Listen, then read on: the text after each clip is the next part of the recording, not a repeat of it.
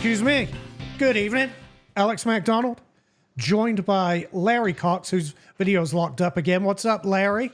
I'm doing good, Alex, but I'm getting ready to do trickery, as Yes. we Yeah. know it, and turn me off and on. Something's going on with Skype tonight, so you are going to see Larry's video momentarily lock up, so till he resets his camera and then comes back and joins us live. There he is. What's up, brother? I'm doing good, good. Good. You will continue to hear him, though, which is important. It's This Week in Rockdale. It is, and This Week from Rockdale, little crossover show again. It is Sunday, August 25th, 2024, and it's good to be back. Thank you, all you fine folks, for tuning in. And as Larry says, do us a favor and share the show. Either from my channel or from Larry's channel.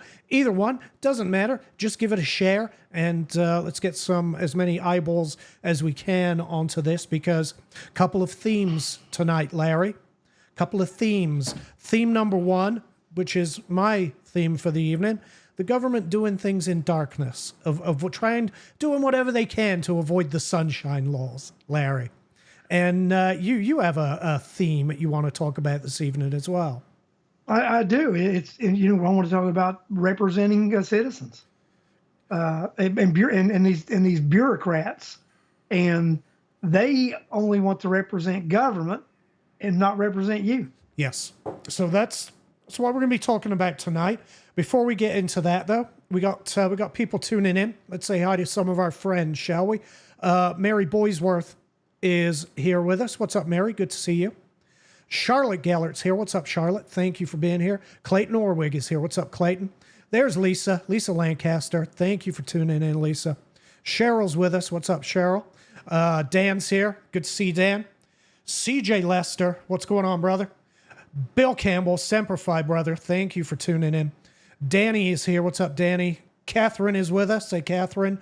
And George Kalachek, Eye of the Taxpayer. What's up, George? That's everyone that said hi so far. But keep your hellos and your comments coming in, and we will see them. We will get to them later on. I haven't done this in a while. I'll also be opening up the phone lines. If you want to, you can go ahead and make a note of the number right now. And we'll be opening the phone lines a little bit later to get your opinions and take your phone calls as well. It's been a while since we had phone calls live on the show, Larry. Primarily because I always forget to hook my phone up to the mixer, so I just stopped putting the phone number on the screen because inevitably I was going to forget. Tonight I remembered. I said, you know what? Well, because you said, hey, somebody might want to call in and chime in about this. And I said, good idea. Yeah. And you said, Charlotte says, can't see the YouTube comments. That must be your YouTube channel, right, Larry? Yeah, but they can go to This Week from Rockdale on Facebook, and they're coming up there as I see them on. I've got it on my phone. Did you pair your YouTube channel to Restream? I paired 4 channels to it. That's interesting. Yeah, YouTube comments are not coming up on my end, unfortunately. I imagine Larry can see them. I don't know if he has his I do YouTube not have feed YouTube open. on. I have the Facebook, This Week from Rockdale Facebook, and they're coming up there. Yeah, Restream's getting a bit iffy tonight. Then we'll see. Maybe they will pop up a little bit later. I don't know. We'll see.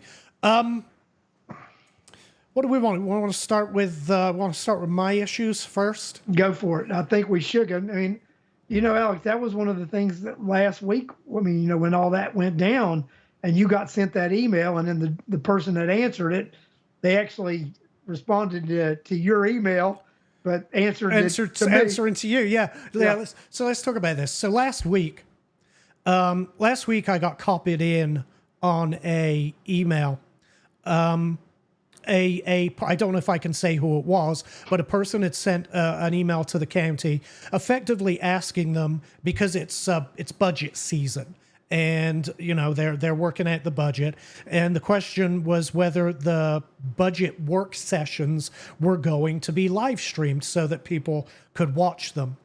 And the county responded to this person with a whole bunch of excuses. And that's when I got copied in. I believe, I don't know if you were in the email chain prior to that, Larry, but that was when I got copied in. I was. You and I were copied in together. Yeah. And the person was asking for our opinions effectively. You know, how is it effectively, is this legit? Is this above board? Is there an argument to be made here about their excuses? So let's take a look at the, hopefully I have this set up. Let's take a look at, this is my response to the email. This is after I got copied in. The county's excuses are in blue. I'll start with we'll go through the excuses and then we'll address them. Because apparently the county certainly don't want to stream these videos for people to watch the inner workings of the budget session. I was copied in on an email regarding the streaming of the budget work sessions. I have a few comments regarding the excuses for not being transparent with the public. First, the county said, storage limitations are a significant concern. Long meeting recordings require large amounts of digital storage, which not only increases costs, but also impacts our ability to efficiently manage and archive the content. I'm going to be getting into this in a bit more depth when we've gone through all of these. So, but my initial response was, when you stream to Facebook and YouTube, storage isn't your concern. The platforms store/archive the video themselves at their cost. Should you want to keep a copy for yourselves, might I suggest a $5 thumb drive? Now, I was being remarkably facetious with that comment, Larry, and as soon as you saw it and as soon as Danielle saw it, I think you both realized that, oh, he's messing with them. I was just being sarcastic because obviously I don't think the county should be backing up data onto a $5 thumb drive, but I said it for effect. But they responded specifically to that. Apparently, county don't have a sense of humor. I don't have the luxury of taxpayer funding, yet even I manage to be able to record, store, and archive every single episode of every show I've ever produced on a server. Imagine that. The county's second excuse: Facebook isn't the most suitable platform for streaming extended meetings. The longer the stream, the greater the risk of technical issues such as buffering, poor video quality, or even interruptions due to connectivity problems. My initial response to that: Facebook and YouTube experience in excess of 99% uptime. They both provide for 24/7 streams. They've pretty much mastered the process of streaming video. Is it possible that the stream could be interrupted midway? Yes. Is that an excuse for not offering full transparency into the budgeting process? You can decide that, I suppose, but 99% uptime is probably worth the risk for the sake of transparency. And the third excuse the county came up with: Facebook is intended to connect with the community, and audience engagement tends to suffer during lengthy meetings. On social media, attention spans are generally shorter, and viewers are more likely to engage with shorter, focused content. When long meetings dominate our social media presence, we risk losing viewers and reducing our ability to effectively share other important county news and events in the future. My initial response to this was, this is true of any video, short form or long form. It's the creator's dilemma. We'll talk about that. While I may see a concern for a private YouTuber with 1 million subscribers, I fail to see how this concern should affect the county's decision to offer full transparency, considering your already low viewer average. You might be surprised how many people choose to tune in to see what you're up to. The chairman's constantly talking about educating the public. I'm going to use little air quotes there.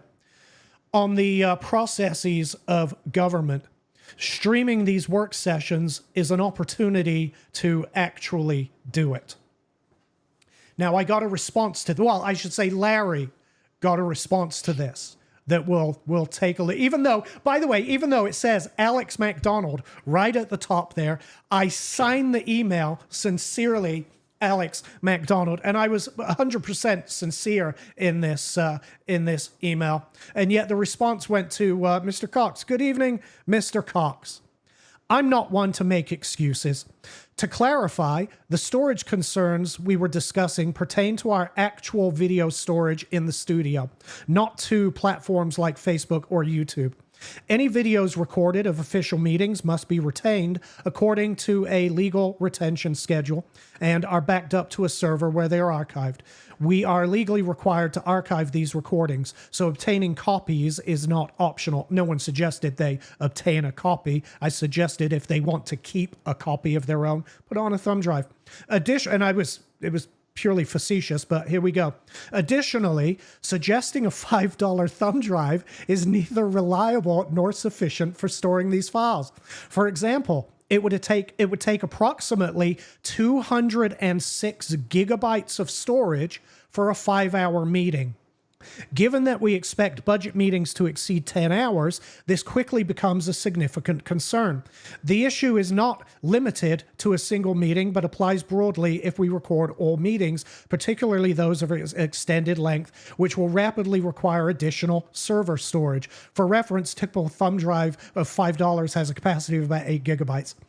When long meetings dominate our social media, whatever, I'm not going to get into that again. I'm going to talk over all of this.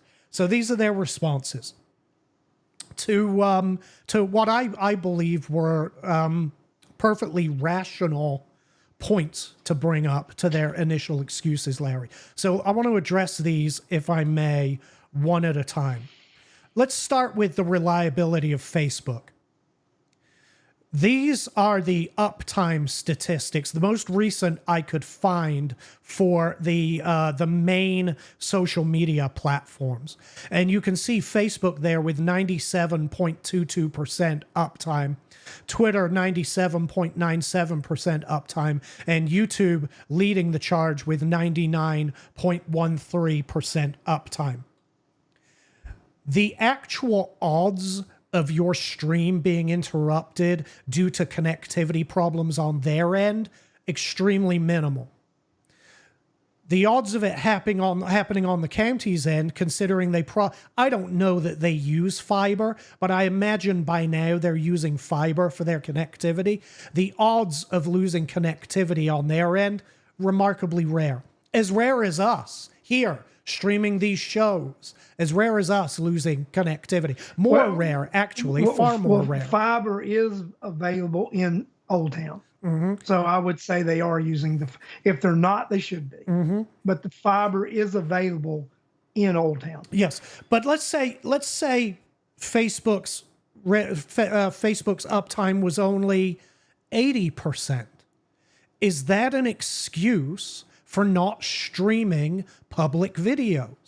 No, it's not. Listen, we just went through, this is the same administration that told us to put on masks and stay home. You can't come to these meetings in public. You can't go anywhere in public. You can't open your restaurant. You can't open your bar. We need to shut you all down. When that very same entity then attempts to put up roadblocks into the budgeting process, it makes me immediately ask, why? Why all of a sudden, when it was mandatory that we weren't allowed to attend these meetings and that they had to all be virtual, why all of a sudden is it now an issue with reliability and connectivity? Is it because it's the budgeting process and they don't want us to see what they're planning on doing with the money? Y'all can decide that, but that is my opinion. Yes, it's absolutely because it's the budgeting process. Let's talk about the creator's dilemma. Visibility. YouTube, this applies primarily to private YouTube channels. I've never once heard a municipal entity raise this as a concern because they are not content creators, right? They're government is what they are. But it's called the creator's dilemma, and creators on YouTube are struggling with this all the time. The mixture of long form and short form content. And we've seen issues like shorts, these short videos now, these 30-second short attention span theater videos are becoming more and more popular. And YouTube were pushing creators to these shorts, but it created an audience for these channels that were effectively a short attention span audience, which meant their long form content wasn't as successful. It didn't do as well. And it became known as the creator's dilemma. What do we do? So do we now eliminate shorts and just focus on long form? The smart creators have figured out there's a balance between short and long form, Larry. However, I want to, wrong button. I want to take a look at some screenshots here. This is from the county's Facebook page. This is a 4.5 hour, 4 hours and 40 minute video. It got 3.2K plays. This is a 2 hour video with 1,000 plays. Here's a 2 hour 13 video with 1.5. 3 hours 22 with 371 views.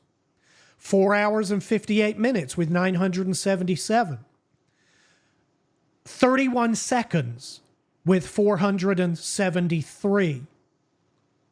There's no rhyme or reason to what people will or won't watch. There was one that was a 4 hour video with more views than a 31-second video. This is why it's called the creator's dilemma. You never know what's going to hit. Now, listen, Facebook is weird. They count 3-second views. A lot of those numbers are going to appear inflated because of 3-second views. I may file an Open Records Act request asking for the county to provide their viewership data from Facebook, which they have access to. Anybody can show you their data if they choose. The difference is the government have to show us their data if they're asked. And if they're using that data as an excuse for not being fully transparent into the budgeting process, I think I'm tempted to send an Open Records Act request requesting that data, Larry, to see exactly what's going on. But then there's one last screenshot I want you to look at. These are from, I don't know when these are from, a year ago. 2 hours, 6 minutes, 3 hours, 8 minutes, 2 hours, 56 minutes, 33 seconds, 2 hours, 8 minutes, 41 minutes, 54 seconds. The one with the lowest views, Larry, is the 33-second video, which directly contradicts what Melissa Mims said in her email. And I didn't cherry pick that. You can go to their Facebook page. You can click on the videos tab, and you can take a look. And you'll see, number one, their viewership's not great. I don't expect it to be. It's a municipality's Facebook page. It's never going to be great. But you will also see that the most popular videos are the videos of, for example, the millage rate hearings. It's the issues that directly affect the taxpayers. And it doesn't matter how long those videos are, people watch them. This is the thing, Alex, right? Let's just talk about what happened here in May and June, right? Yeah. You had a group of individuals, which are the majority of the individuals that watch those videos. And through watching those videos and doing open records requests, they found out a lot of things they didn't like that the government was doing. Mm-hmm. And they made that public. They hammered it. They made the people aware of it. And by doing that, what happened? You had long-term incumbents ousted. Right. Because people paid attention to the video. Yes. That's actually what happened. Yes. And they had their evidence. And it wasn't hearsay. It wasn't he said, she said. They could back up everything they said with video evidence and open records requests. Yes. And absolutely. This lies the problem, right? They're supposed to provide all this, but now they don't want to because it bit them in the behinds really hard a few months ago. Yes. Yeah. And at the very least, pay attention to who you're responding to in your damn emails. But those are two of the excuses, right? The reliability of live streaming, and they forget I do this professionally. I literally make money doing this, right? I don't make money on this show, but my other show, we make money live streaming professionally. We're good at it. We've mastered it. Part of mastering that is making sure that you're able to recover your channel should you be able to, which requires storing and archiving the footage. And I want to talk about this one because she spent an entire paragraph, Larry, discussing this. And pointing out the $5 thumb drive and all that stuff. Also, by the way, I want you to pay attention to the last line of this email, which I didn't bold. She bolded that for emphasis. However, it's important to note that public relations does not determine whether a meeting is streamed or not. Well, then why the fuck is public relations responding to the initial request, the initial question, I wonder? Just an absolute cop-out. But let's talk about storage and archiving. I store and she in that email, now remember, this is public relations. This isn't necessarily their AV department or IT, whoever does this. She's alleging that a 4-hour video would be 206 gigabytes of storage for 4 hours. 206 gigabytes. This is my server, and I actually have two servers. One I use for storage. The other one is a backup of that storage. The reason I have two servers is because they are remarkably inexpensive in this day and age. Storage is cheap as chips.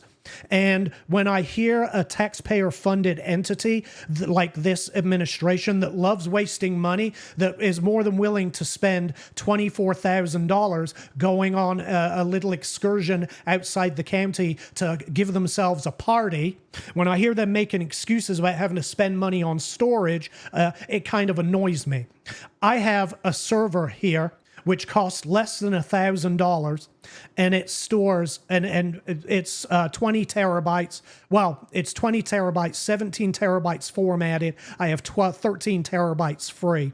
And I have every show I've ever done from 2021, 22, 23, and 24 on here. And I want to show you what these are. I'll start with 2022 as an example. My shows average an hour. But there are instances in here, like this one here was a New Year's Eve show we did. This one is 3 hours and 53 minutes long.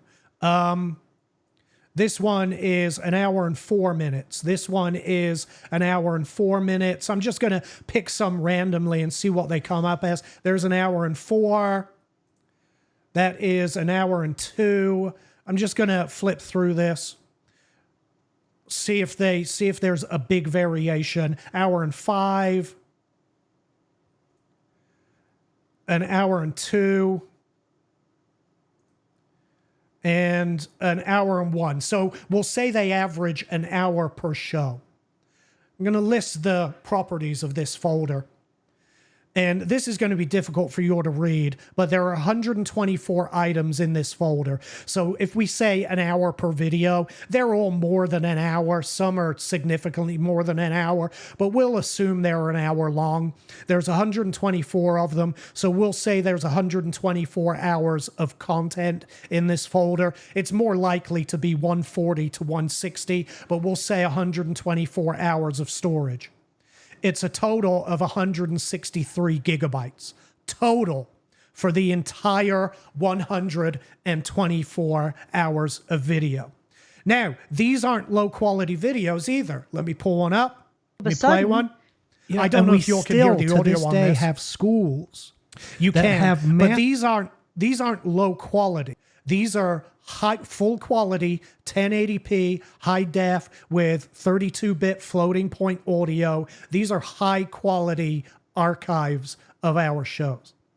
And 124 hours worth of content takes up 163 gigabytes. Now, I'll go to 2023 to show you that this isn't a fluke. In fact, 2023 is even more. 2023 has 140 items. So that's again, at an average of an hour, 140 gigabytes of 140 hours of content, sorry.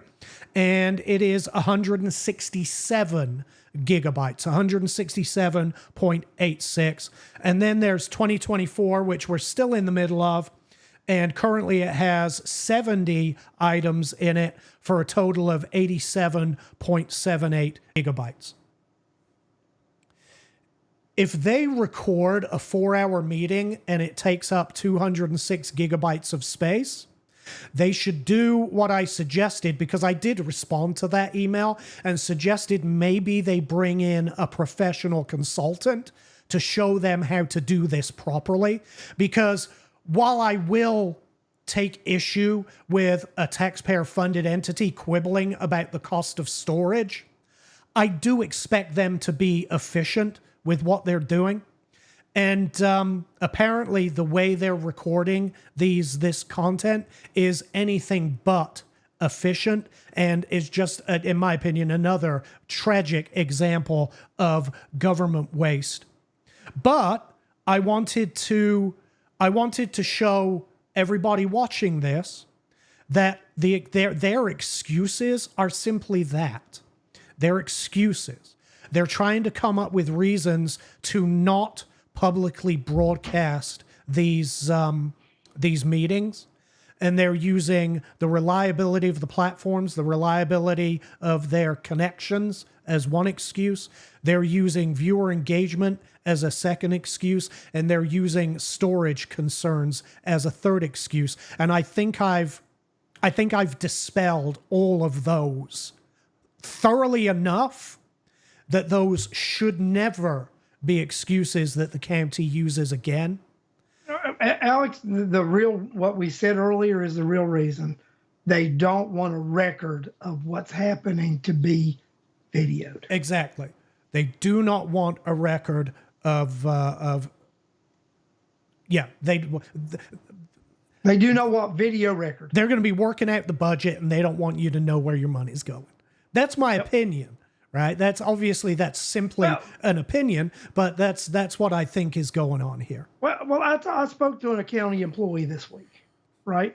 And the county employee told me something. He said, the county employee told me this. He said, when you send an open records request, if you don't ask the right questions, they are instructed to give you that. There is no response. Yes. Right? If the question is not asked properly, then if the question is asked properly and there's a response that they really don't want you to have, then they come up with a way to charge you. And they charge you a fee that you will not pay. Yes. They did that with me most recently when I asked for some P card data. In the past, we've never once been charged for getting P card statements. This time around, they were adamant that they were going to charge for P card statements. Was that when you were wanting to find out about the European vacation? Yes. That's exactly what we were. I was trying to find out about. And somebody did mention to me, a county employee, that there was some hanky-panky that went on. Look at this, Josh. Love how every Sunday, 8 p.m., y'all can stream to multiple platforms, but the government with its millions can't. Right? Right? I mean, come on, it's true. Let's see. Hi, Josh. We'll say hi to Josh as he's here. Joey Williams. What's up, Joey? I think we may have already said. Marie Withers. Angela's here. Joy is here. What's up, Joy? Good to see you. Tanya is here. There's Danny. What's up, Danielle? Thank you for being here. Danielle, by the way, was the lovely young lady that you saw sat next to me in one of my high-quality archived videos. What's up, Danny? Danny has, she's a little bit under the weather. I mean, she's kind of acting it up for the cameras, if you ask me. But, yeah, no, she's not. She's been under the weather. So prayers for Danielle. Mary's here. What's up, Mary? Let's see. Clayton's here. Catherine Lynn is here. They are accustomed to working through the budget without public scrutiny. Yes, unfortunately they are. And Why change what's worked for them? And it's absolutely worked for them, because we've gone from a $60 million budget to a $120 million budget since Oz Nesbitt has been the chairman. So working under the cover of darkness, ignoring the sunshine laws, has absolutely worked for them, Larry. Alex, Sharon did mention in here there's a European vacation in the budget question mark. I think we do need to clear that up a little bit. Yeah. So last year, it was mid-December till the 1st of February, the chairman was missing in action. And they, kept extending how long we was going to be long. And what we found out was that he was on a sabbatical in Europe. And there was some speculation that some of the individuals, some of the contractors who were wanting to get some of the administrative courthouse business may have footed some of this. And Alex was trying to do open records requests to verify some things, to see if he could find a paper trail or a money trail that would have helped with validating some of the things we were told about the European vacation. Yes. To which the county said, we're going to have to charge you exorbitant amounts of money to be able to get you that data. And what that meant was, there was data that would back it up. You were just going to have to pay a lot of money to look at it. Exactly. And like I said, I don't make any money doing this show, so I'm not going to come out of pocket for that purpose. I maybe somebody else is willing to do a bit of digging on that to see if potentially there are Italian charges on NEP cards from December through whatever it was of February last year. 1st. Yeah. Yoga with Joy. It's also to keep us uninformed. Yes, it is. And this is why the last sentence of my email, I made a point of saying the chairman's always talking about educating the community. Well, this is an opportunity to actually do that, right? Give us an insight into the inner workings of the budget. Educate us, oh great Oz. Educate us into the inner workings of the budgeting process, buddy. But no. The funny thing, Al, is whenever we start hearing about this educating nonsense, it's always about this. I'm going to do this really badass thing to you, but you don't really understand why I'm going to do it. And if I could educate you and let you understand why you should appreciate this bad thing I'm going to do to you. Yes. And that's what really, Yeah.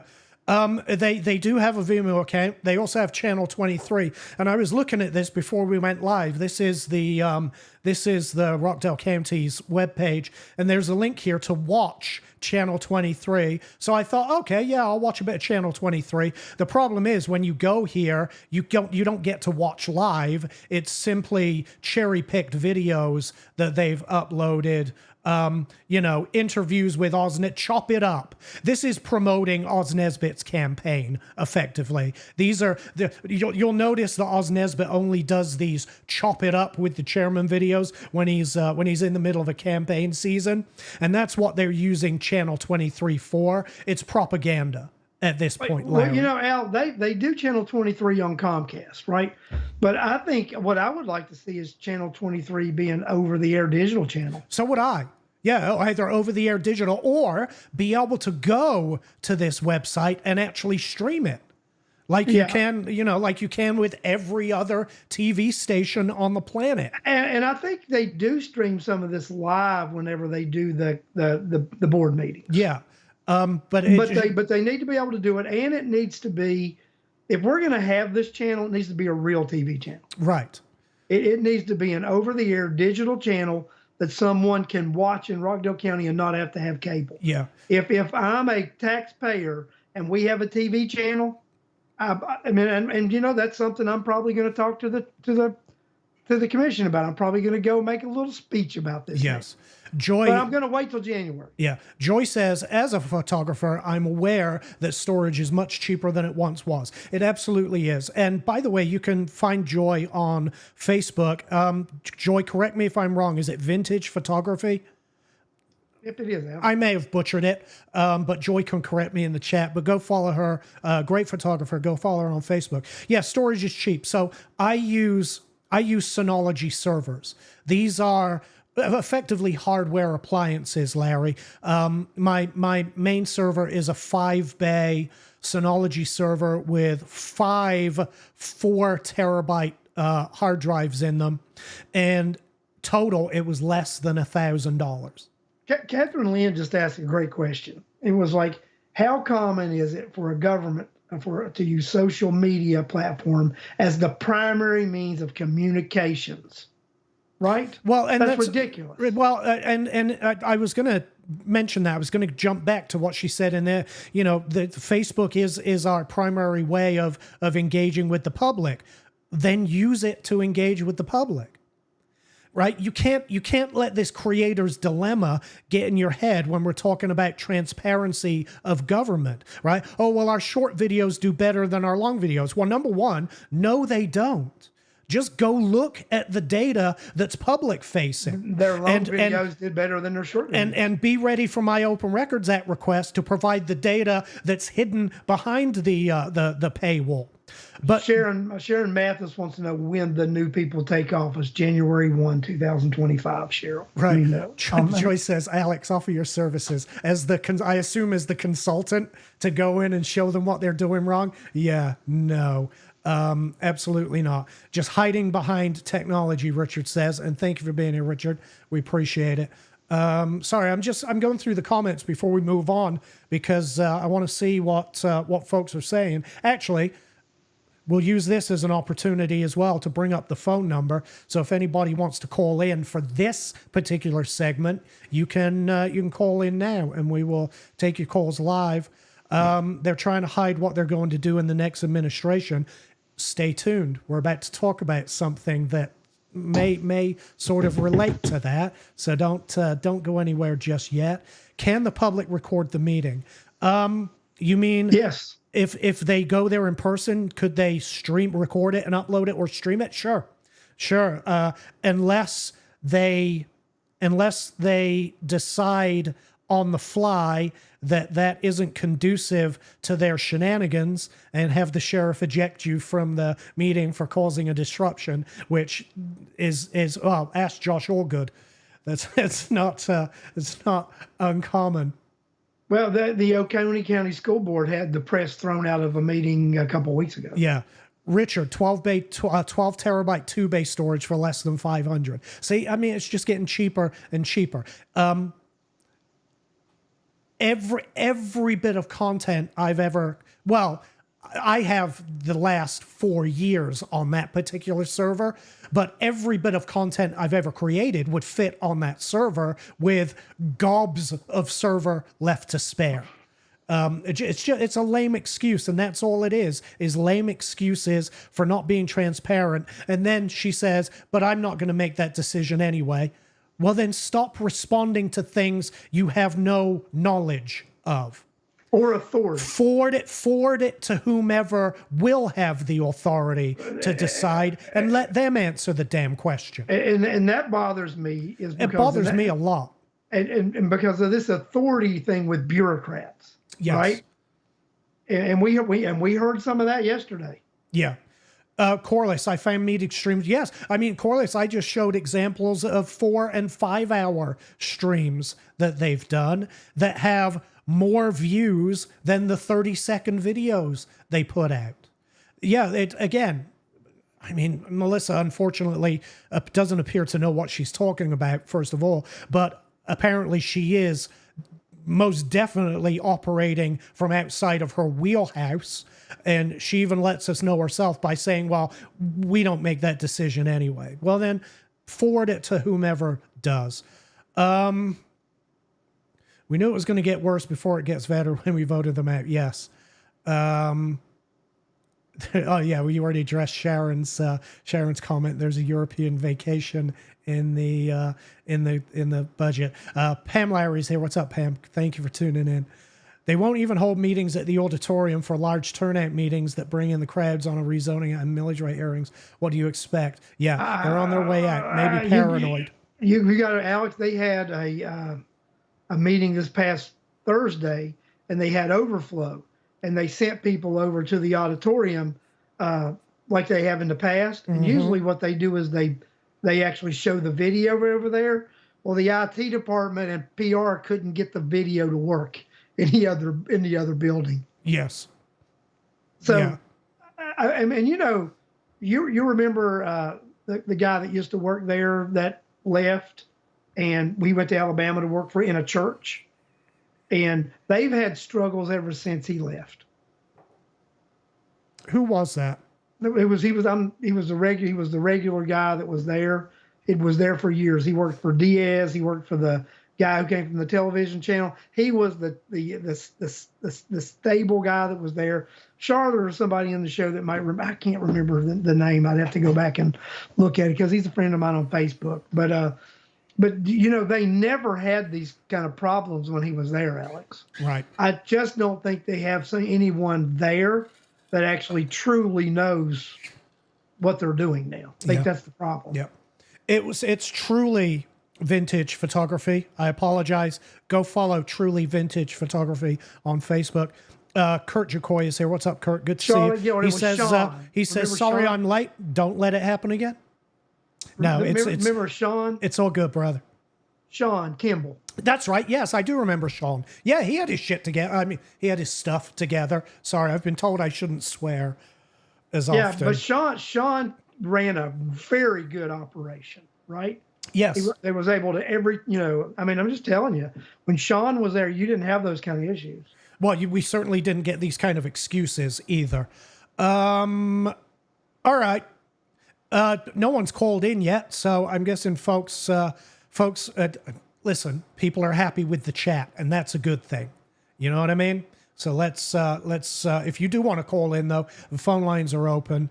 You can record per Municode or the ACCG. Yes, until they decide you can't.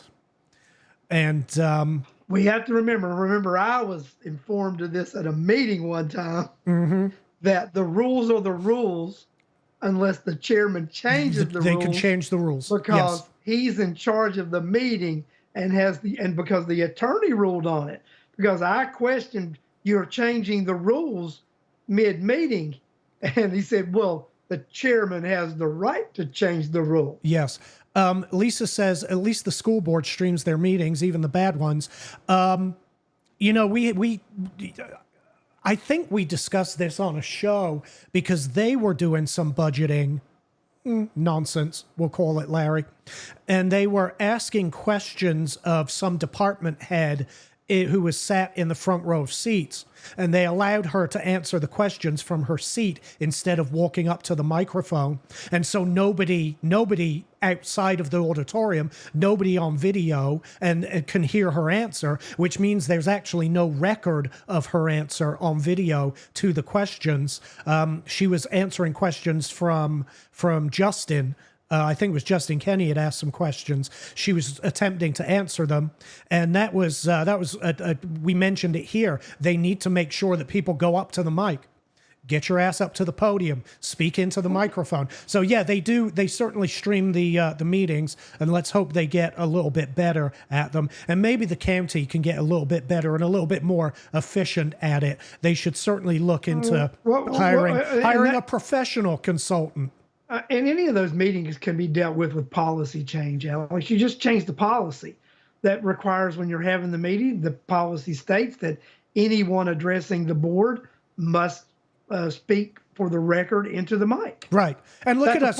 Look, we're having some video issues right now, but we're still live. We're still streaming. It's a Skype issue is what's going on, but we can still hear every word you say. You're just having to toggle your video off and on for it to unfreeze and keep on working. But guess what? The public still get to hear this. This is no reason for us to say, oh, well, we can't be transparent, folks. Guess we're not streaming today. We're just going to keep going. Well, during World War II, Winston Churchill and Roosevelt both did radio addresses. Right. You didn't see them, but you heard them, didn't you? Exactly. You didn't see them, but you certainly heard them. All right, let's move on. Thank you all for your comments, and we'll keep checking them as Larry covers a little bit of information now. And again, the phone line's there if anybody wants to call in. I'm going to turn that off for right now. Let Larry go through his little segment, but it will be his little segment that sounded remarkably condescending, and I didn't mean it to. While Larry goes through his stories for the week, and then we'll take your comments and your calls again. All right, sorry, Larry.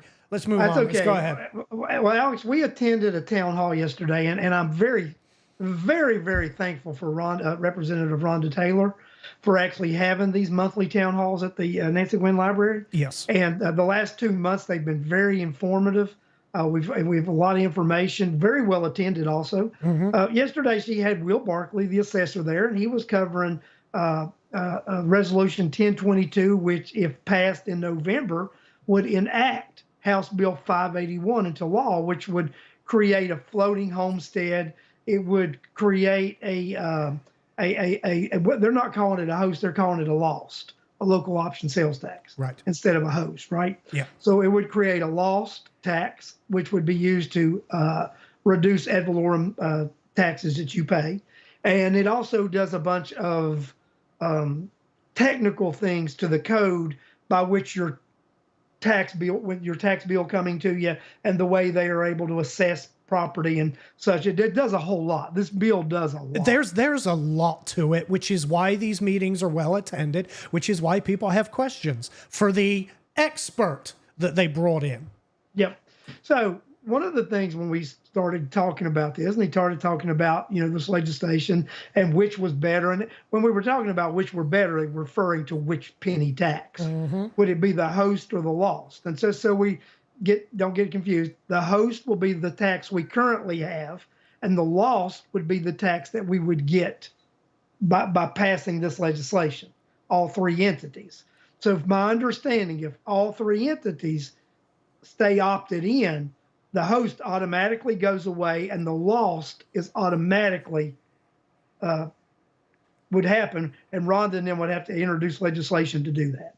So, and then he was asking which is better, and we got some, wishy-washy answers about that or whatever. But then he made this comment, and I got a little bit testy about it. He said that they had formed a committee to study which way they should go. And I wanted to know who formed this committee, because and under whose authority? Yep, I asked that also. And I said, well, I'm getting ready to come into office in January, and I will be one of 16 people in this county who can decide if 1022 passes, 581 becomes law. One of 16 people that would be able to decide to overthrow the will of the people and opt out of something that they passed. And that's exactly what that would be. Right. I would be one of 16 people who has a vote. Let me ask you, are you on this committee? I never knew there was a committee, yeah, Alex. that's all. You're one of the people who will be able to make this decision, and you're not on this committee. Or didn't know the existence of this committee. Oh, God, I wonder how that works. So so that's disturbing. So I was a little bit pissed, right? Sure. I was a little bit pissed for two reasons. First, I'm a taxpayer. I support this legislation as a citizen. Then I was a little bit hot also because I'm one of those 16 people. Right. That did not get a notice that there was a study going on that somebody was going to advise me on. So, I think that this is the same thing that happened with this last courthouse committee. They've secretly commissioned a committee, and they don't want to answer to the open records. And here's the thing: he's the one that called it a committee. He did. Will Barkley himself called it the committee. Will Barkley was there in his official capacity. Why do I say that? Because he was advertised as the chief assessor or whatever it's called, and he had his own mission statement on this big placard standing next to him. He was there in his official capacity. He was not there as a private citizen. In his official capacity, he revealed the existence of a committee that no one knows anything about. No one knows who authorized the establishment of this committee. No one knows who's on this committee. I asked him who was on it, and he refused to answer. He then, give me then well, he people and influential people in the community. Yeah, then he tried to play it off like, well, it's just friends getting together and discussing things. Well, you're here in your official capacity, Will. You've got your mission statement standing right next to you. You're here as the chief assessor of Rockdale County. You're telling us that a committee has been formed. You're telling us that a secret committee has been formed. You're not telling us what they're discussing. You're not telling us who the members are. You're not telling us who established it and under what authority it was established. So no, this isn't simply friends getting together to discuss something. Well, he initially said we have formed a committee to determine whether we are going to opt out or not. Those were his exact words. Yeah, well, there are, like Larry said, there are precisely 16 people who are going to decide whether they opt out. I don't know if any of those people are on that committee. I do know that you're not, and I know that Janice Van Ness isn't, because from talking to her yesterday, she's the incoming chairman. She will be the person that ultimately makes the decision for Rockdale County, along with the other two board members. Well, this is how there are 6 members of the city government, the mayor and 5 city council members. That's 6 members.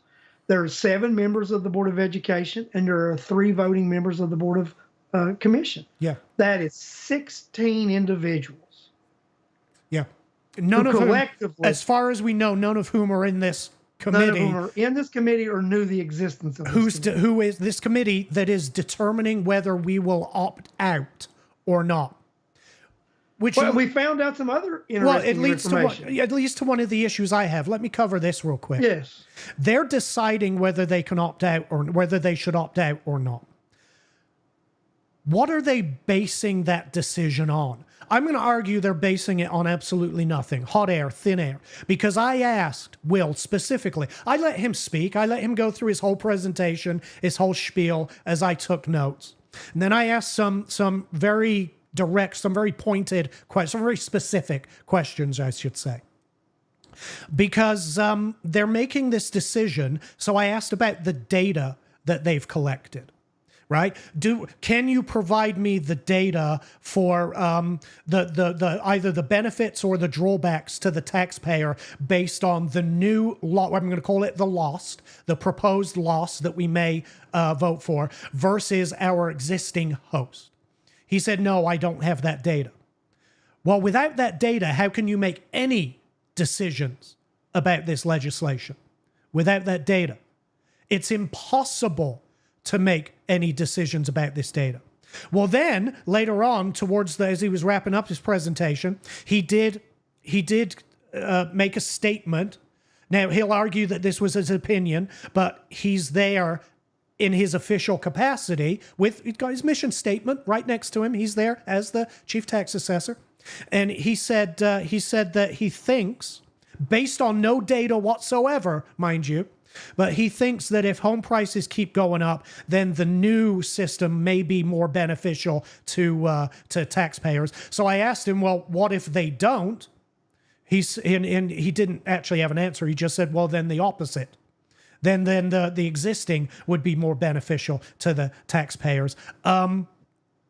I'm going to be a bit cynical here and argue that, and this is based on another question I posed to him, but I'm going to argue that whenever an agent for government believes that one thing is better than another, we need to support the other, because government is always going to represent and do what's best for government and never for the citizens of the county.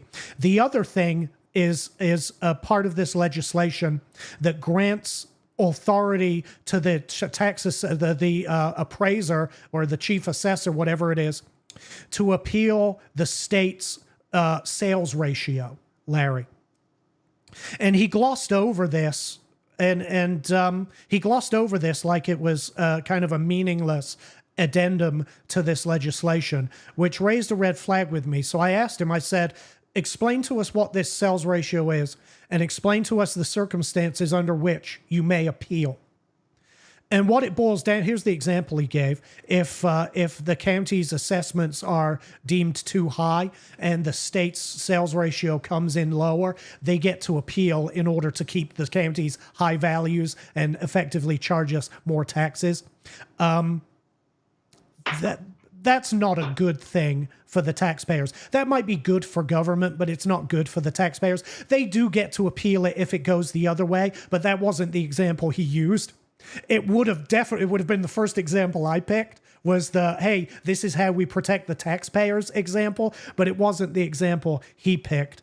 But everything he said was based on no data. Then there was the kicker. In his official capacity as the chief tax assessor. I don't even know his damn title. As the guy with his official capacity as the guy with 2 homestead exemptions. He stood there in front of the entire audience and said, the reason we don't have business moving to Rockdale is because of the host.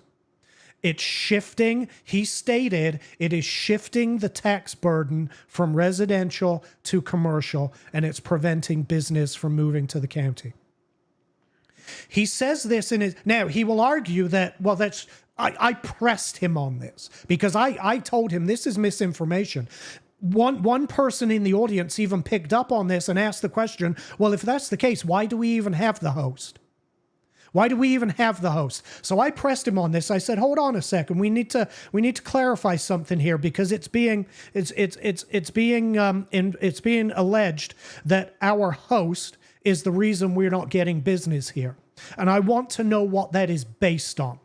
What is that based on? Because as far as I'm aware, the reason we don't have Whole Foods, Larry, isn't because of our sales tax, our 8% sales tax, right? Whole Foods aren't concerned about aren't running down to Kroger to buy mung beans, paying 8% sales tax, and then putting them on sale in their stores and having to mark them up by that 8%.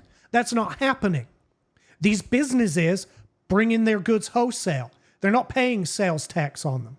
There may be certain small businesses, plumbers, for example, but even plumbers are generally buying their materials wholesale, right? You get a wholesale card for Home Depot and you don't pay the sales tax on it. So the host has absolutely nothing to do with business not coming to Rockdale County. We'll talk about why they're not coming, but host has nothing to do with it. I said to him, this is misinformation. He said, it's not misinformation, it's my opinion. And he tried to make it sound that business was paying more tax. I'm going to give you a clear example of this. They stated that the host collected $23 million. Mm-hmm. Okay. And of that $23 million, that 51% of that would be able to that you would be offset 51% because the total amount that people who had homestead would have been $44 million. The 23 million was equal to 51% of the county's M&O budget. Well, it was 51% of the 44 million that people with homestead would have contributed to the M&O. For M&O, yes. Okay, so this is the deal. Just a quick thing. That's 51-49 split. Let's just say you had a tax bill of $2,000. Mm-hmm.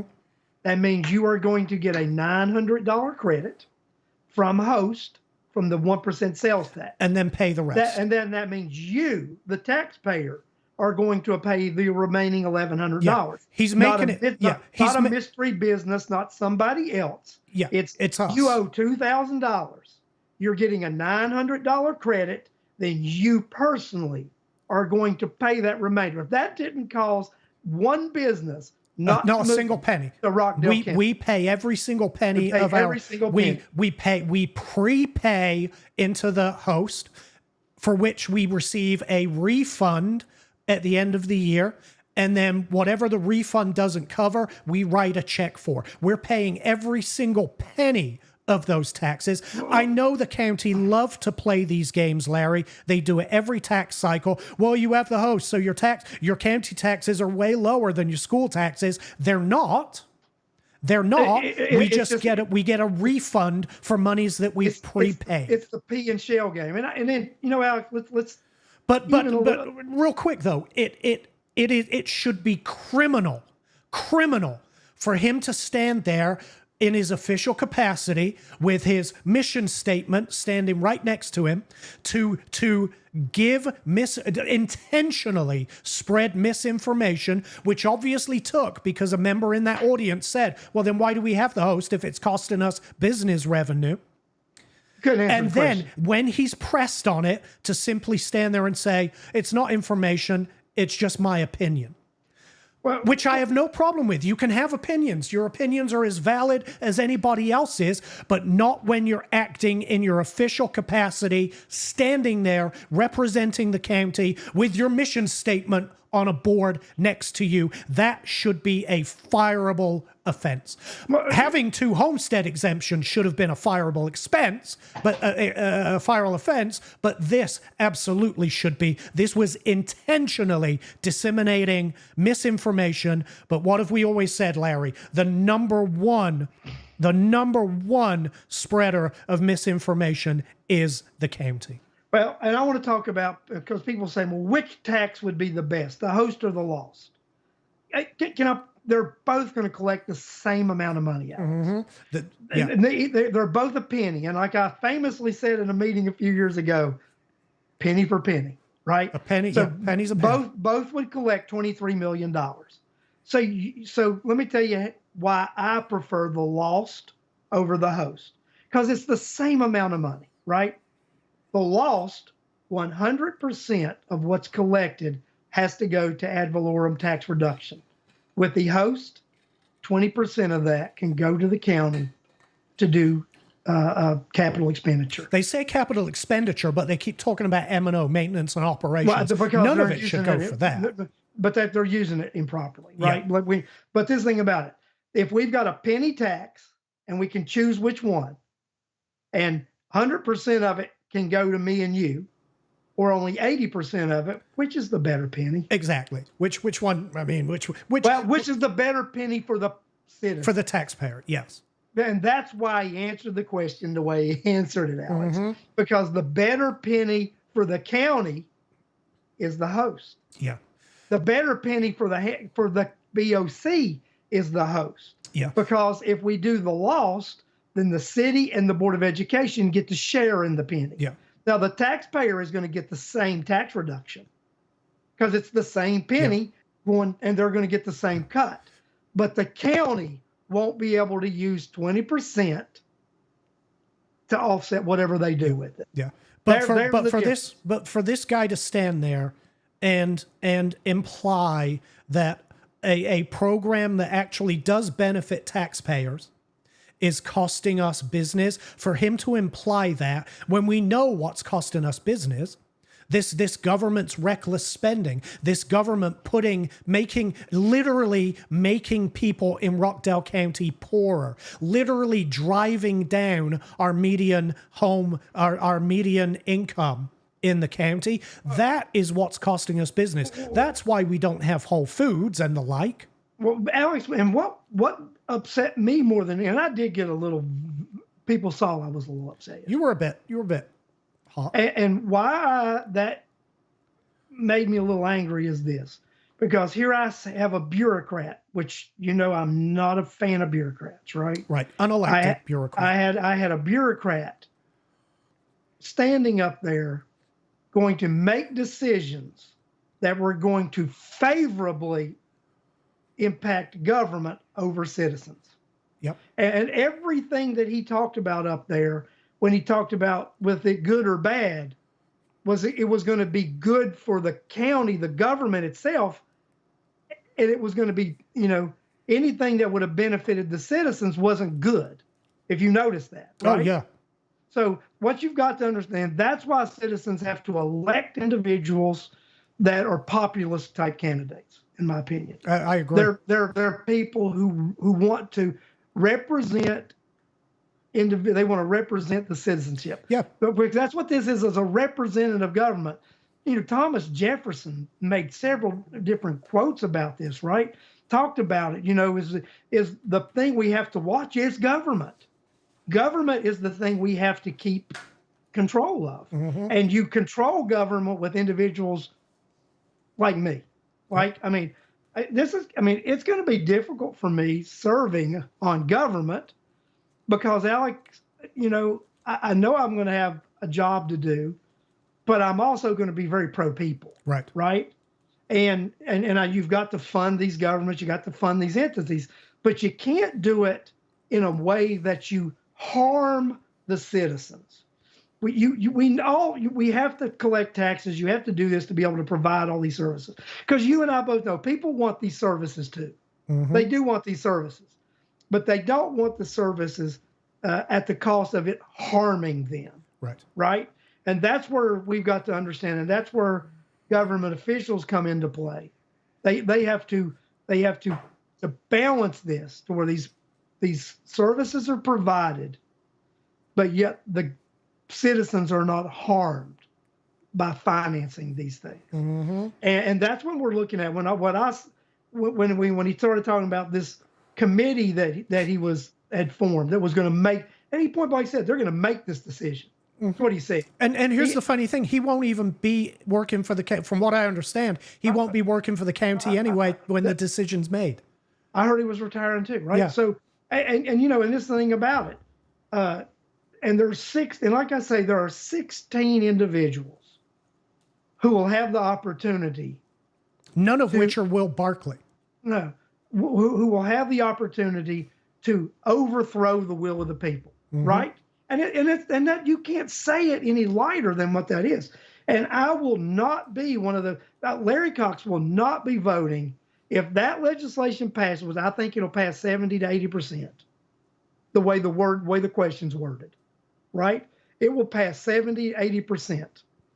There is no way that I would even think of overruling the people. And that's how it should be. I'm actually going to fight to make sure that doesn't happen. Okay. Yeah.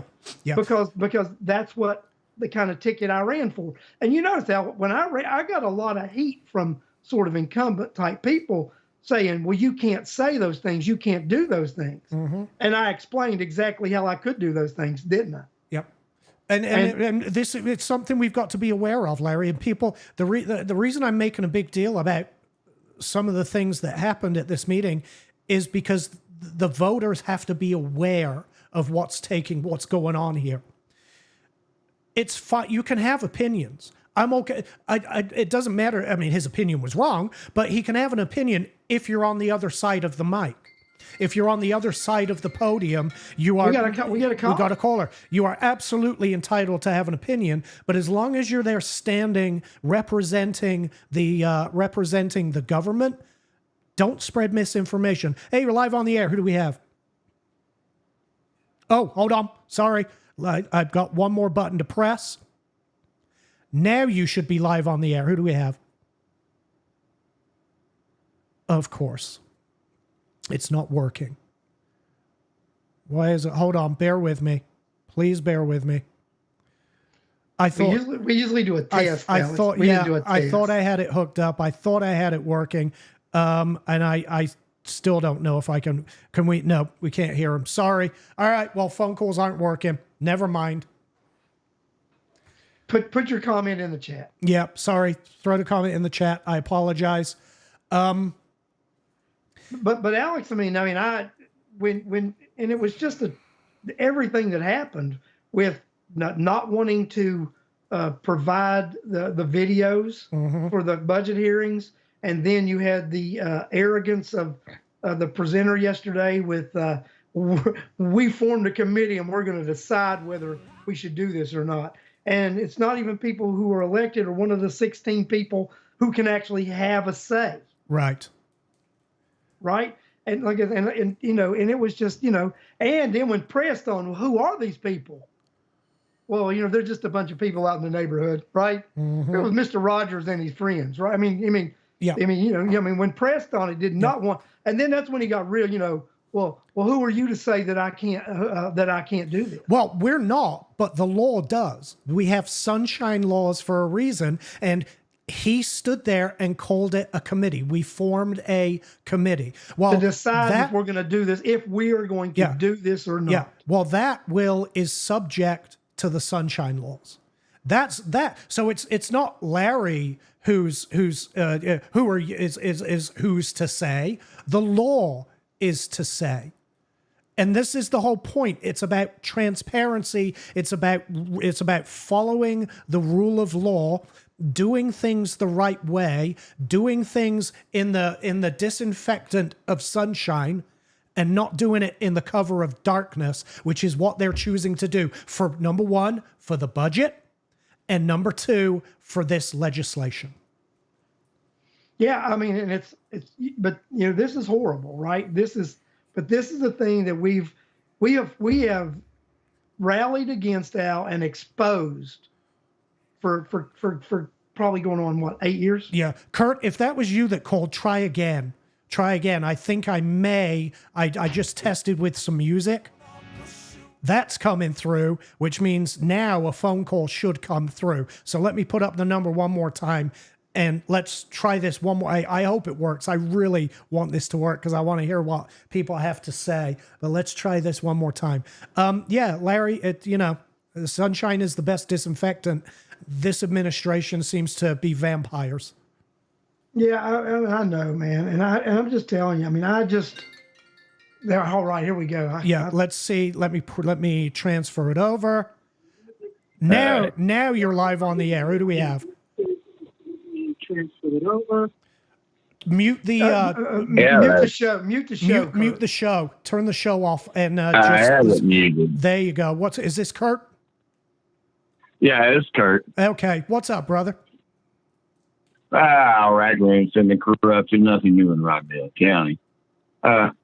Anyhow, what I'm calling about is, I guess they lost my phone number because I'm available to come down and have a chit chat with them and explain how, the government is supposed to work. Yeah. But I'm going to go out on a limb and say that they wouldn't want that to happen. Yeah, odds are you might be right. And I have a comment in regards to the businesses moving out of the county or not coming to the county. Sure. I worked at Golden State Food for over 10 years, and it's amazing. The company is still here, and they haven't moved out. As a matter of fact, they've expanded. And something that people seem to have forgotten about umpteen years ago, basically 8, when Odd first ran, his whole thing was to bring business into the county. And I guess he forgot that. Yes, he forgot entirely. Ozzy's whole thing is about creating government bureaucratic jobs rather than, actually building a community and making people's lives better. Two aspects to Oz Nesbitt's tenure. Raising our taxes to unsustainable levels, increasing spending along with those taxes, and providing jobs to his friends. Well, and another thing they mentioned yesterday, too. Will Barkley mentioned we have a 65-35 with the business being 35% of the tax base and residential being 65. And we had the county and the city do what in the last 3 years, Alex? Expand residential, right? They expanded residential by thousands of homes. Yeah. And that is going to make that skewed another at least another 5%. And by the way, he stood there and made it sound like business covering the bulk of taxes. He made it sound like a bad thing. That's the dream scenario. That's the ultimate goal for a municipality, to have enough business in your municipality that they're providing for the majority of the taxes. They point to DeKalb County. The DeKalb have first they have a host, but their residential taxes are actually lower than ours. Their millage rate is far lower than ours because they have such a large business and industrial base. That's Alex, a good thing. Go ahead, Kurt. Sorry, Alex. I'd like to point out something. I worked at SKC, which is located in Newton County. Mm-hmm. Newton County, they are they go after businesses like they're like banshees. Right. They know to expand. They know that businesses are the bulk of what they need. They keep the burden off of the property taxpayers in that county. That's Precisely. why you have SKC. That's why you have General Mills. That's why you have so many corporations moving into Newton County. Rockdale County has decided via our government, BOC or whomever, that they just want to become a bedroom community. Right. And that is not beneficial to, I'm 72, okay? At 72, my property taxes now exceed 1 month's Social Security tax, or my Social Security check. That's when my property taxes exceeded that. That is, for me, it's unsustainable. Right. I don't know what I'm going to do in the next year or two. And that's a massive failure of this administration. They have a business oriented and industrial municipalities budget on a residential municipalities tax base, and it's never ever in history been sustainable. When I met a gentleman yesterday, and I pointed him out to you yesterday, Alex, and he told me a similar story. Kurt, 81 years old, and his wife had passed away like 6-7 years ago, and he's remarried, and he remarried another retired lady, and together they've just got Social Security. And he talked about an $800 repair it needed done to the roof of his house, and he was able to buy the materials, which cost him under $100. And he had to get somebody to put the ladder up against the house for him. He climbed up on the roof, did the repair, climbed down, and told the guy, "You can take the ladder. I'll never be able to get up there again." Yeah. And he was 81 years old. And, and he said, "I don't know what I'm going to do. I can't afford to pay these taxes." And I have said this, Alex, how many times have I said this? That you have these three entities, the Board of Education, the Board of Commission, and the city, are taxing people out of home ownership. Yes. They're taxing senior citizens out of home ownership. You've just had Kurt Jacoy, and you had the gentleman yesterday tell me both have said, "I am being taxed out of home ownership." Two examples in 2 days, in less than 2 days. 2 examples in 24 hours. What is going on in this county is what's going on in this county is the county is living a champagne life on a beer budget, and guess what? It's time to realize you can't even afford the beer. Yep. You're 100% right. And thankfully we have new blood moving in that I hope and pray will reevaluate the direction of this county and realize the mistakes that this administration has made, because they have been some whoppers, dude. And this development that not the residential stuff, this municipal development, this courthouse, which is no longer a courthouse. It's an administrative building. It's talk about shifting the burden onto residential property owners. Alex, they bought two buildings. They bought 2 buildings outside the city and paid for it with some of the money that they just bonded. Mm-hmm. And the reason they were able to do it is with the facilities money. Is there are 2 departments they were going to move in the courthouse, and they said there's not enough room. So they purchased the buildings with that money, say, because it was originally part of the project. So that, I think the Bank of America building they just purchased, which they were putting the tax department in. So they're now spending this facilities money outside of that, saying, well, because it's associated with that project. If you don't realize how big of a scam this is yet, I don't know what to say. Alex, yeah, go on. Alex, I just want to give you a little help in regards to your language on the air. Instead of saying the S word, you can use bovine manure. There you go. Bovine manure. Yes.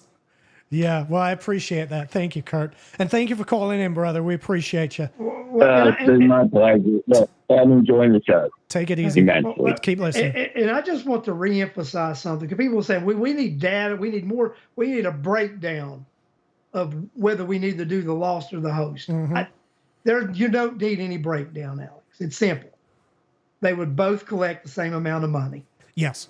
One of them you get to use 100%. The other one you get to use 80%. Yeah. One of them, the county gets to keep some of your money. That's the one we don't want. Yes. Given the choice of the two, we want the one that we get the money back because we prepaid it. We deserve to get it back. The lost is the better one. Now the county doesn't want to do the lost because they don't get to control all the money. They have to enter into an intergovernmental agreement with the city and the BOE to give them their share of the penny. Well, it doesn't matter if you're a homeowner and you're going to get a $1,000 credit. You're going to get the $1,000 credit still. Yeah, it's just going to come from different pieces of the pie, just not one, right? So guys, it's the same amount of money. You're actually going to get more with the lost than the host because 100%. They said the last 2 years we've got 100%, right? But there's no guarantee with the host that you're going to continue getting 100%. Oh yeah, no, because they have the ability to siphon off 20. Yeah, no guarantees whatsoever. Yeah. So as citizens, what's best for you? It's simple. It's the one that 100% is by law mandated to go to reduce your tax. Yes. And by the way, Sharon makes a really good point here, and I forgot all about this when Will Barkley is talking about the tax burden shifting to business. Not all business. Some of them get remarkably good tax breaks, don't they, Larry, with their tax abatements? Some businesses get benefits that homeowners could only dream of, other than Doreen Williams with her 0%. And I want to detail Sharon taxes. Something also. She said, and not exclude school taxes. There are several of the things, like I'll tell you something they just did, and they did exclude school taxes from it. Okay. And that's the, you know that data center that they're talking about? Yes. The data center, they did exclude school taxes. So they did give 100% abatement with county, city, and the school system. Yeah, and they can't give our seniors a break. It's amazing, isn't it? So they did do that, right? Absolutely amazing. It's amazing where their priorities are. Well, and that's why I firmly believe constituents, voters, you need to elect populist candidates that put people's needs first. People come first. People before government. People before government. And that's what we've got to realize. Because when you've got guys like Will Barkley who make decisions concerned on what's best for the county government versus what's best for that better than the people paying to have county government, then you're in trouble. Yeah. I want to go back. Keep talking. I'm trying to find a comment because I want to address it before we wrap up. And then Charlotte said, and that's right. But Charlotte did mention that the data center did get abatements from all three. And it does rarely happen because most of the time the school board is excluded from the abatements, Alex. Right. But this thing about it, when they decide to do those abatements, the entities don't have any, they can't say no. Yeah. Here we go. I found it. Tell me going forward what the community can expect on having access to the budget, and what day are the replacements sworn in? Let's start with that. When will you, for example, Janice, Tawanya, and every other replacement, I use that as a positive term, not a pejorative. The 1st of January 2025. January 1, 2025. Okay. Now, tell me going forward what the community can expect on having access to the budget. Well, it remains to be seen. The reason we're doing this show tonight is because I know the county is going to see it, the county is going to hear about it, and I want the county to understand that we see through their bovine manure. And just so the county knows, you will be getting an open records request tomorrow too, because I want to know who formed this committee and who's on it, And because Will Barkley made the comment yesterday and he was acting as the government, they got some splaining to do. Yeah. If you want transparency into the budgeting process and you don't like what you've heard tonight, start writing your letters to the county, and refer them to the what was it, the public relations director's email response. Refer them to that. They were all in, every single one of them, every member of the board, department heads, they were all included in the email chain, so they'll know exactly what you're talking about. Refer them to that email and let them know that you now see that their excuses they're not worth the paper, the digital ink they're written on. And I do want to remind everybody of one thing, Alex. One of the things I ran on was having public meetings for the board for education. Yep. And Pastor Baker did email me. Text me today and just wanted a reminder of what date that he agreed to have it on. September 10th, right? September the 10th at 6 p.m. at Shady Grove Baptist Church. Yes. I will start really promoting that heavily after Labor Day. I'll start promoting that the week before.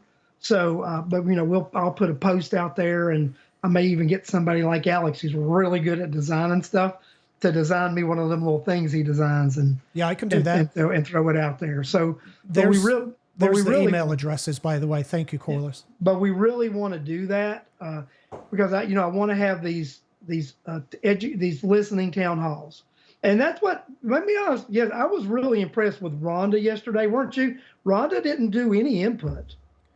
Rhonda was there. This was she was a facilitator. It was a listening session for Rhonda. She had questions and concerns of her own.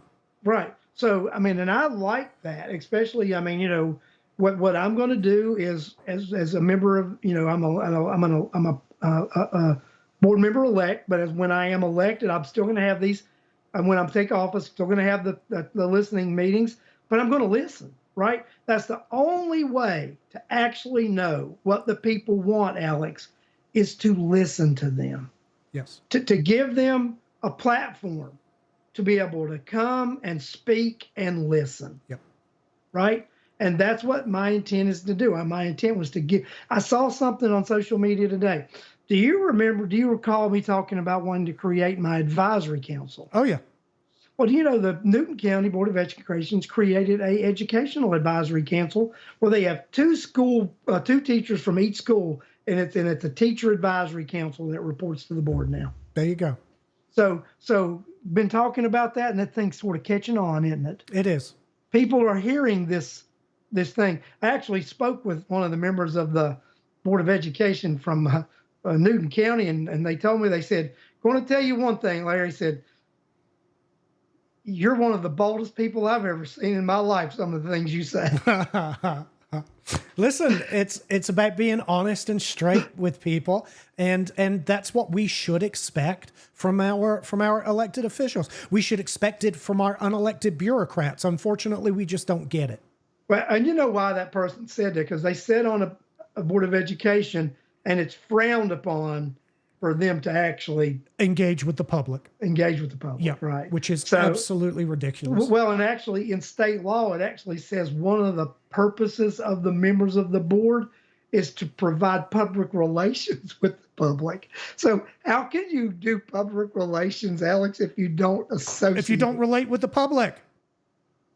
Yeah, makes no sense. So it's ridiculous. But I just wanted to remind everybody that I will be having those listening town halls, and the first one is going to be September the 10th at Shady Grove Baptist Church. And I just want everybody to know that I have promised to do that, and that's going to keep my word on that. And you're going to have your opportunity to come out and your voice be heard, and those concerns once I'm on the board, I'm actually going to report those concerns to the board. Yeah, September 10th, folks. And Charlotte says Tuesday, October 15th at 6 p.m. will be a public hearing on the budget, wherever they put it, or I'm wherever they put in it. Oh, whatever they put in it. Sorry. Gotcha. So be ready for that. All right, let's wrap this up. Larry, thank you, brother. I appreciate it. It's been a lot of fun again. Thank you, everybody that tuned in. Do us a favor, share the shows so that people get to see the replays. Larry will be back next weekend, next Sunday at 8 p.m. on This Week from Rockdale. I'm Alex McDonald. This week in Rockdale. We appreciate you being here. Thank you so much, guys, and we'll see you next time. Take it easy.